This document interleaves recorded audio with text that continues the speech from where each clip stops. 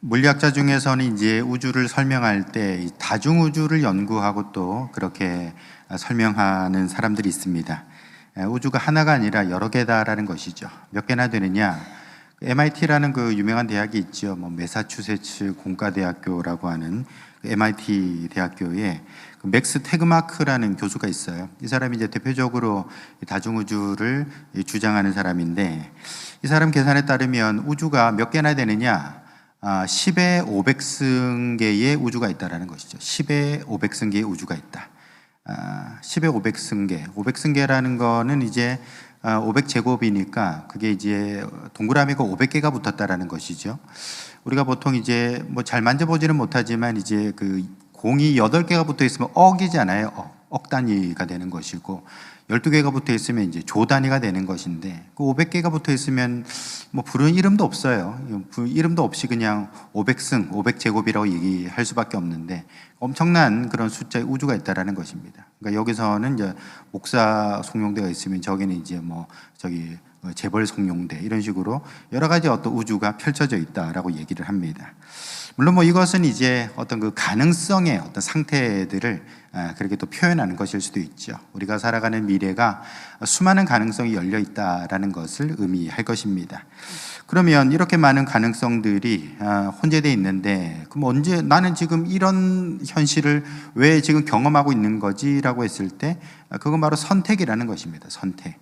10의 500승계나 되는 엄청나게 많은 우주가 있지만 내가 무엇을 선택하느냐 하는 것에 따라서 그것이 내 삶으로 나타나게 된다, 경험된다라고 얘기를 하는 것이죠. 여기선 선택이라고 얘기하지만 과학자들은 이제 관찰이라고 얘기를 합니다. 관찰하는 순간에 파동이 입자가 된다라는 것이죠. 그래서 모든 가능성이 하나로 수렴된다라고 얘기를 하고 있습니다. 그렇기 때문에 이런 양자물리학의 그런 설명들을 가만히 들어보면은 무엇을 알 수 있는가? 이 기독교하고 공통점들이 꽤 많이 있습니다. 어떤 공통점이 있는가? 이 기독교나 양자물리학이나 공이 과거를 별로 중요하게 생각하지 않습니다. 기독교도 그렇죠.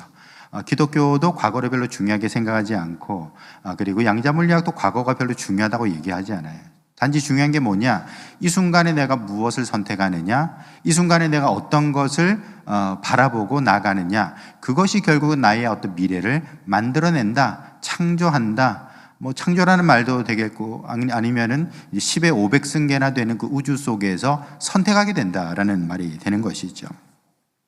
그러므로 저와 여러분들도 우리가 살아가면서 과거의 어떤 이런저런 모습들, 그런 어떤 부끄러운 삶들 별로 중요하지 않다라는 거예요. 우리가 교회 와서 죄사함 받았다라고 얘기를 하잖아요. 저와 여러분들은 다 죄사함 받은 줄 믿으시길 바랍니다. 여러분, 죄사함 받았다는 말이 무슨 뜻이죠? 그 말인즉슨 과거가 없어졌다는 말과 똑같은 겁니다. 죄사함 받았다라는 말은 나의 과거, 부끄러운 과거, 자랑스러운 과거, 그런 거 다 없다라는 거예요. 중요한 건 뭐냐? 이 순간 내가 하나님의 자녀된 것, 이 순간 내가 예수 그리스도 앞에 서 있는 것, 그것이 중요하고 그것만이 진리라는 것이죠. 그렇기 때문에 저와 여러분들도 지난한 과거를 자꾸만 생각하면서 슬퍼하고 힘들어하고 묶여 살고 상처받았다 그러지 마시고, 오늘 이 순간부터 새 마음 새 뜻 되어서 하나님 앞에서 새로운 미래를 창조하며 살아갈 수 있기를 예수님의 이름으로 축원합니다. 여러분, 우리가 이 숙명 또는 운명이라는 말을 많이 쓰죠. 숙명과 운명이라는 말을 많이 씁니다. 근데 여러분, 이 숙명과 운명이 같은 걸까요? 비슷한 말 같긴 한데 같나? 다르나? 헷갈리기도 하지 않습니까? 엄밀하게 말하면 좀 다르죠. 이 숙명이라는 것은 내가 바꿀 수 없는 삶을 말하는 것입니다. 그게 숙명이에요. 근데 운명은 아닙니다. 운명은 바꿀 수 있는 삶을 말하고 있다는 것입니다. 이 숙명할 때 이 숙자가 이 별 숙자거든요. 다시 말해서 별로부터 내가 받은 삶이라는 것이죠. 하늘로부터 받은 삶, 내가 태어날 때 점지된 그런 삶, 그런 삶을 우리가 보통 숙명이라고 얘기하는 겁니다. 내가 태어나 보니까 대한민국에 태어난 거 어떡하겠어요? 내가 태어나 보니까 그 집에서 태어난 거, 그럼 바꿀 수가 없는 것이죠. 내 뜻도 아니고 내가 선택할 수 있는 것도 아니고, 혹시 선택했다 할지라도 나는 기억하지 못하는 그런 현실이다라는 것입니다. 이런 것들은 다 숙명이라고 얘기를 하죠. 하지만 운명은 다릅니다. 운명은 내가 바꿀 수 있다라는 거예요. 그래서 운명이에요. 그 운명의 운자가 벌써 움직인다는 뜻이거든요. 다시 말해서 내가 가난한 집에서 태어났지만 나는 열심히 공부해서 열심히 장사해서 열심히 노력해서 난 성공할 거야 라고 결심하고 시작하면은 그 사람의 운명이 달라지게 된다. 그 사람의 미래가 바뀌어지게 된다라는 것이지요. 이게 기독교의 진리고 양자물리학에서 말하는 그런 현상이라는 것입니다. 지금 내가 어떤 결정을 하느냐 하는 것에 따라서 수많은 가능성 속에 새로운 미래가 창조되고 열리게 된다라는 것이죠. 그러므로 저와 여러분들이 예수 믿은 게 참 복받은 것인 줄 믿으시길 바랍니다. 왜냐하면 여러분 예수님을 몰랐다면 여전히 과거 속에서 살아가겠지요. 여전히 상처 속에서 아픔 속에서 뭐 이랬네 저랬네 하면서 그러고 살아갈 것입니다. 하지만 우리가 예수님 안에 나올 때는 다 과거는 끝난 것입니다. 예수님이 죄를 용서하셨다는 말은 우리 과거가 다 끝났다라는 거예요. 우리에게는 지금만이 중요한 것이죠. 그러므로 저와 여러분들이 지금 믿음의 생각을 가지고 지금 긍정의 말을 하고 지금 도전하고 시작한다면 새로운 미래가 열리게 되는 줄 믿으시길 바랍니다. 여러분, 우리가 이렇게 믿음으로 살아가겠습니다. 저는 뭐 미래를 창조하며 살아가겠습니다. 결단은 하는데 그 변수가 하나 있어요. 그게 뭐냐? 사람들이 여전히 과거의 상처를 가지고 살아간다라는 것입니다. 말씀드린 대로 과거는 없는 거라고 말씀드렸죠. 근데 있긴 있지. 어디 있습니까? 지금 내 마음에 있잖아요. 이거 흘려 보냈어야 되는데 여전히 갖고 있는 거예요. 그냥 뭐 썩어 문드러지도록 그냥 내가 여전히 마음에 품고 살아간다면 그게 나의 지금의 선택에 영향을 끼칠 수밖에 없지요. 아니 지금 뭐 긍정의 생각을 하고 믿음의 말을 하고 그렇게 새로운 삶의 도전과 시도를 해서 미래를 만들어 가야 되는데 그 시간에 뭐 하고 있습니까? 지나간 거, 다 끝난 거, 이미 다 흩어져 버린 거, 그거 추억을 그냥 모아 가지고 좋은 추억도 아니지요. 뭐 상처받은 거, 힘들었던 거, 이런 것만 잔뜩 생각해 놓고서는 상처받았네, 나는 정말 인생이 꼬였네 그러고 있다면은 삶에 별로 좋은 것을 만들어낼 수가 없다라는 것입니다. 뭐 지나고 보면은 사실 좋은 추억도 많이 있지요. 근데 안타깝게도 사람들은 좋은 추억 따위는 별로 생각하지 않고 안 좋은 거, 또 서러운 거, 섭섭했던 거 이런 것들만 잔뜩 모아놓고 있다라는 것입니다. 뿐만 아니라 거기다가 살을 자꾸 붙이죠. 그래서 뭐 드라마 한 편 만들고 영화도 한 번 찍는 것 같아요.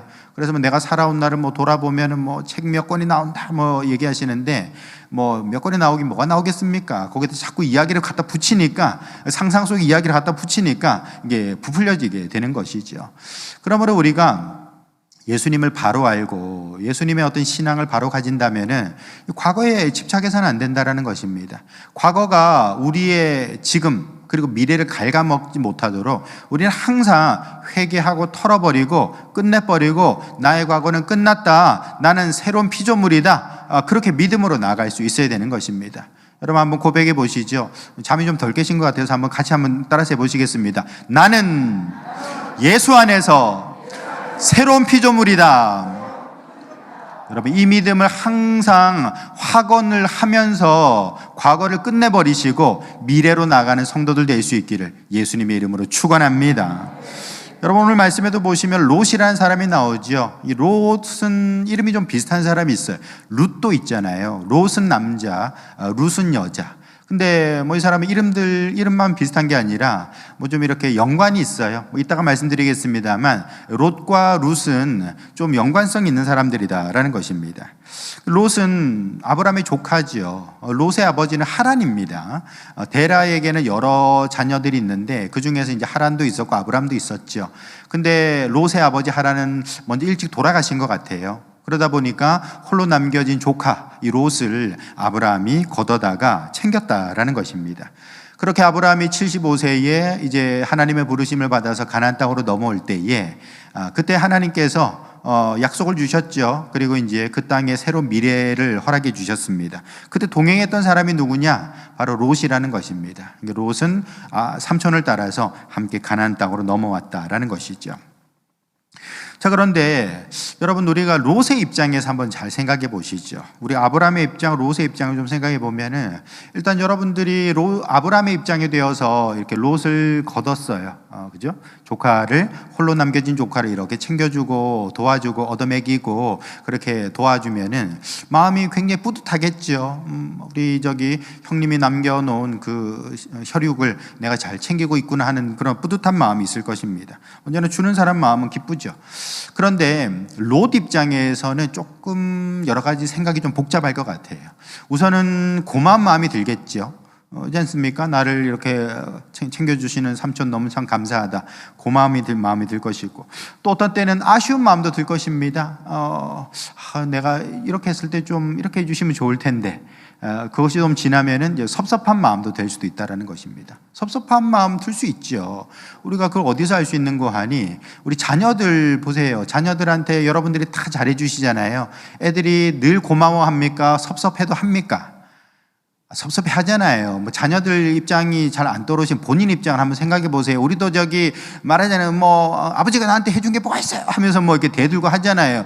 해준 게 엄청 많은데도 불구하고 용돈도 주고 밥도 해다 먹이고 학교 가도록 월사금도 주고 했는데 그런 건 생각 전혀 안 하고서는 그 귓방귀에 한 대 얻어맞은 거 요것만 생각하면서 막 대들고 하잖아요. 이렇게 우리는 섭섭한 거를 많이 생각하게 된다. 친아들도 그런데 여러분, 조카가 아브라함에 대해서 이 섭섭함이 없었겠습니까? 저는 충분히 있었을 거라고 봅니다. 여러분, 그러다 보니 이제 어떤 결정적인 순간이 됐을 때에 이게 나오는 거예요. 오늘도 본문의 말씀이 그거 아닙니까? 아브라함과 롯이 서로 이렇게 살림이 점점 불어나니까 목자들끼리 좀 다툼이 있었던 것 같아요. 우리 우물은 하나인데 누가 먼저 양을 먹이냐, 물 뜨냐, 이런 거 가지고도 이렇게 옥신각신할 수가 있는 것이죠. 그러다 보니 이게 시끄러워지게 되는 것이고, 또 결국에는 아브라함이 먼저 나서서 너나 나나 싸울 게 뭐가 있냐, 우리가 친족인데 이게 좀 나누자라고 이제 얘기를 하는 것이죠. 아브라함이 먼저 얘기를 꺼내는 거 보니까 글쎄요, 롯은 일부러 그걸 좀 방치했던 게 아닐까라는 생각도 좀 해보게 되는 거예요. 그러니까 이제 롯이 아무 말도 없으니, 롯이 사실 조카니까 자기 종들에게 왜 삼촌의 그 식구들한테 대들고 그러면 안 돼 라고 먼저 좀 자제를 시키거나 순서를 좀 정해줬으면 좋았겠죠. 근데 그런 노력들을 안 한 것 같아요. 그러다 보니까 아브라함은 또 이렇게 체면이 있으니 다른 말 할 수 있습니까? 야, 우리가 먼저 먹을 거야, 이런 말 못 하잖아요. 윗사람이니까. 그러니 차라리 너나 나 싸울 게 뭐가 있냐, 네가 먼저 원하는 땅으로 선택해서 가도록 해라. 네가 만약 좌쪽으로 가면 나는 우쪽으로 갈게, 네가 우쪽으로 가면 나는 좌쪽으로 갈 거야, 이렇게 먼저 제안을 하고 있다라는 것입니다. 그러니까 어찌 보면 아브라함 입장에서도 하도 답답하니까 그렇게 이제 얘기를 한 게 아닐까라는 생각을 합니다. 근데 이런 어떤 아브라함의 얘기를 듣고서는 롯은 냉큼 마치 기다렸다는 듯이 그렇게 아브라함과의 결별을 선언하고 자신의 삶을 찾아 떠나는 걸 볼 수가 있습니다. 왜 그럴까?